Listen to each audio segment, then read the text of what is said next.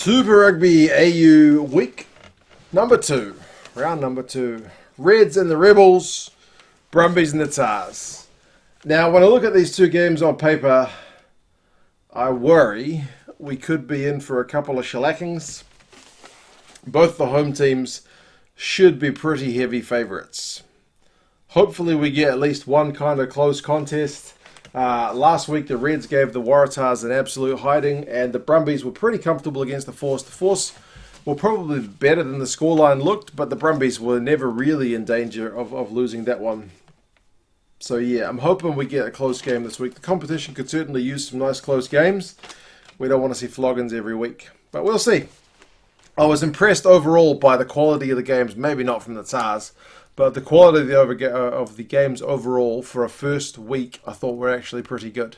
Like the Force, barring some execution errors, could have been a lot closer. Brumbies and the Reds looked sharp. Rebels haven't had a game yet. We'll see how they go. The first one, which is the Friday game, 7:45 from Suncorp, which makes it almost 10 p.m. over here in New Zealand. Late morning in Europe and whatnot. Not that there seems to be a broadcaster for Europe yet. It's all a bit of a shambles. I don't know. Reds and Rebels. Like I mentioned, Reds are comfortable favourites. I'll go over the odds and the squads. We'll start with the squads. Xander Murphy and Tupou is the front row for the Reds. Tupou is starting after being on the bench last week. Don't know why he was on the bench, but just start the man. He's a proper beast of a player. Blythe and Udu were a pretty good second row last week. Blythe was more your kind of stock standard workman-like lock going through his business, and Udu was just like throwing passes and very dynamic. So it's kind of a good combo to have the dynamic guy and then the by the books guy. Scott Young, McCrate, and Wilson is an unchanged back row. They had a lot of possession, so they weren't under as much pressure in terms of defensively having to go in and pinch the ball and whatnot, but we'll see. McDermott and James O'Connor. James O'Connor as captain, he really looked a cut above last week, so it will be interesting to see how he goes up against Matt Tumua, who's also captain for his side. So two very experienced guys, similar points in their careers, same position, maybe vying for similar or same Wallabies positions. So a good test for him rather than up against a youngster like he was last week, although a pretty highly rated youngster. Stewart and Paisami is the same midfield. Pitaya and Taugunu the same wingers. And Jock Campbell is the same fullback. So not huge changes, but probably the biggest point is that Vunivalu is actually in on the bench after sitting down in the Naughty Boys chair for a week last week for his indiscretion. Off the pitch, he will get his Reds debut. Long time coming, man. Remember, he was signed last year, ages ago, before Super Rugby started 2020, before the pandemic, I think. So it's been ages. Good to see him finally get a crack if he comes off the bench. Hopefully he has a good game, man. He seems like he's got bags of potential. For the Rebels, there's no changes because they didn't play last week. They are missing some big names. Remember, Naisarani, I think, is injured. Matt Phillip left to go overseas last year, so he won't be there. Elof, Uelese, and Fa'amusili are the front rowers. Fa'amusili and Tupou should be worth the price of admission on its own. I seem to remember one of them bumping off the other last year or putting in a big tackle. Did Tupou put in a big smashing tackle into touch for Fa'amusili? I think so. These guys both like to run. Like, there's not that many tight heads in the world that you get excited about watching, but you got both of them in this game. So, joy to behold if you can get this game on your screens. Cummings and Hosea are the locks. Hosea was pretty good last year, actually. Had a bit of a breakout season. Wilkin, Hardwick, and Wells is the back row. Not real big in terms of the size, but I guess, I don't know, I'd have to look up the height and weight of all these guys, but I don't know, there's just no like big kind of beefy player amongst those guys. They all seem, kind of agile, mobile. Joe Powell and Matt Tumua as a new combo 19. Remember, Powell's come over from the Brumbies, so it'll be interesting to see what kind of chemistry those guys have got. Hodge moves to 12. Lee, is it Lee or Lee, moves to 13. Is he on debut? Anderson and Kotabidi are the wingers. Pincus is there at fullback, so hopefully he has a good game. You got Lamani, you got Taro on the bench. So yeah, it's a Rebels side with a few new names. Fanek on the bench, I don't know him. Kalea on the bench, I don't know him. Ed Craig, yes, he signed from the Reds.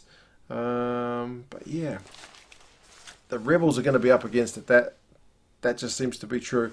The bookies have got the Reds by 12, and the Rugby Forecast algorithm has got the Reds by 11. So pretty similar thinking. It's not looking like a great time for the Rebels. But anyway, hopefully they pick up well.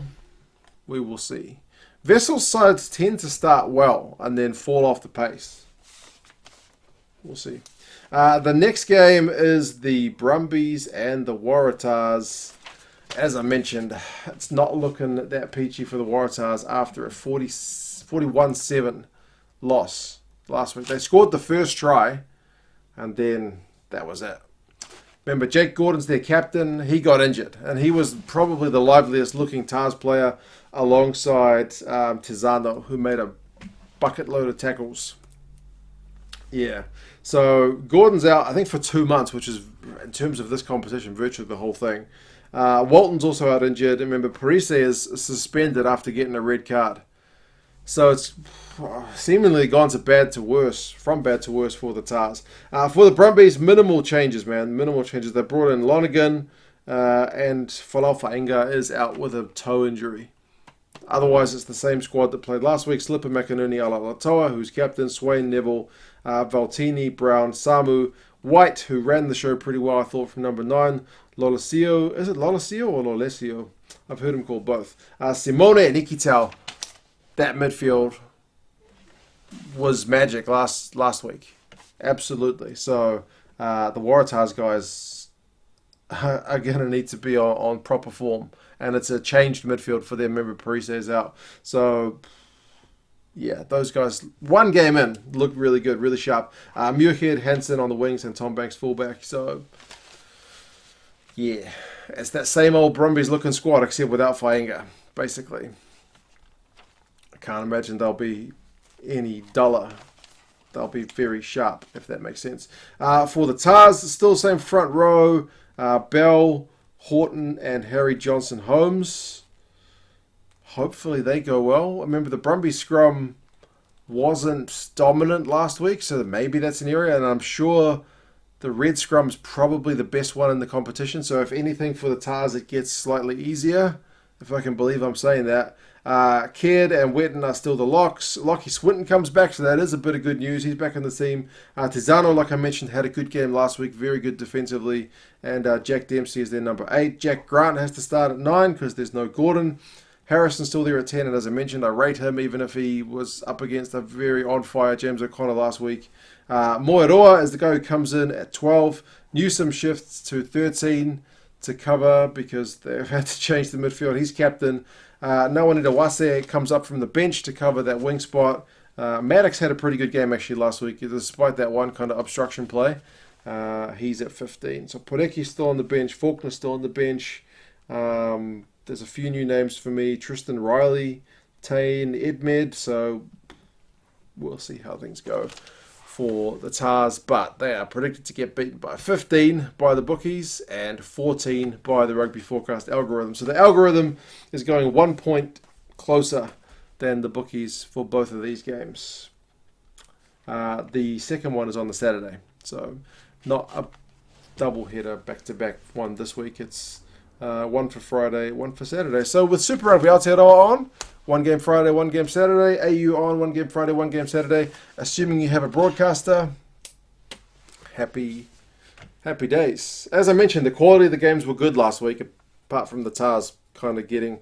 I mean, the second half, they did manage to not concede points for quite some time. There was a bit of a dry spell for the Reds, but anyway, we will see how things go. You guys let me know your thoughts on the games this week. Do you think the two home teams are going to blitz the away teams, or can you see the boys from Sydney and Melbourne, respectively, doing more than what they are predicted to do?